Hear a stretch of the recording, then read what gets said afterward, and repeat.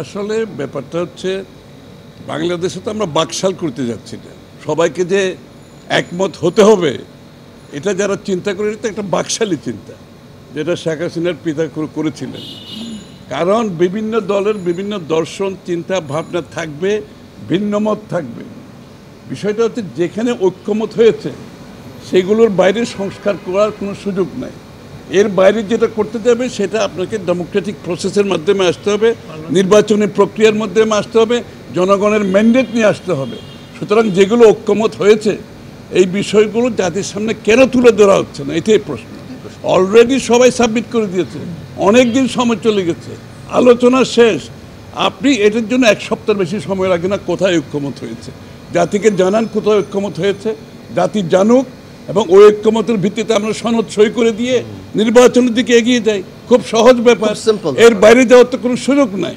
সুতরাং আজকে যেই প্রেক্ষাপট, এই প্রেক্ষাপটে নির্বাচনী রোড ম্যাপ না দেওয়ার কারণে জনগণের মধ্যে যে সংশয় সৃষ্টি হচ্ছে, জনগণের মধ্যে যে প্রশ্নের উদ্রেক হচ্ছে, এটা গণতন্ত্রের আগামী দিনের গণতন্ত্রের জন্য, নির্বাচনের প্রক্রিয়ার জন্য ভালো কিছু বয়ে আনবে না।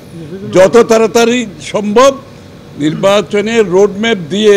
টানা সপ্তমবারের মতো বেস্ট টিস্যু পেপার ব্র্যান্ড হিসেবে স্বীকৃতি পেয়েছে বসুন্ধরা টিস্যু। আশ্বস্ত করতে হবে জাতি গণতন্ত্রের দিকে যাচ্ছে, জাতি গণতন্ত্র ফিরে পেতে যাচ্ছে, এবং গণতন্ত্রের বাহক হচ্ছে নির্বাচন। তার মাধ্যমে আপনি গণতান্ত্রিক ট্রানজিশনে যে যাবেন এটা জাতিকে জানতে হবে। এটার জন্য দেশের ভিতরে প্রস্তুতি আছে, দেশের বাইরে প্রস্তুতি আছে। ভারত যেটা বলেছে, এই যে বিনিয়োগকারীরা যারা আসছে বাংলাদেশে তাদের সবার একটা প্রশ্ন, শেষ প্রশ্ন হচ্ছে নির্বাচন কবে হবে, এবং সবাই জানতে চায় কবে নির্বাচন হবে, এবং নির্বাচনের পরে তারা সিদ্ধান্ত নেবে। দেশের ভিতরের বিনিয়োগকারী, দেশের বাইরের বিনিয়োগকারী, শুধু বিনিয়োগ তো নয়, যত স্টেক হোল্ডার বাংলাদেশের সাথে কাজ করছে সবাই সিদ্ধান্তের ব্যাপার আছে। সবাই অপেক্ষা করছে নির্বাচনের জন্য। সুতরাং যেখানে ঐক্যমত হয়েছে এগুলো ডিক্লেয়ার করেন, সনদ সই করে দিয়ে নির্বাচনের রোডম্যাপ অতি সত্ত্বর দিয়ে এই সংশয় থেকে জাতিকে মুক্ত করে দেয়।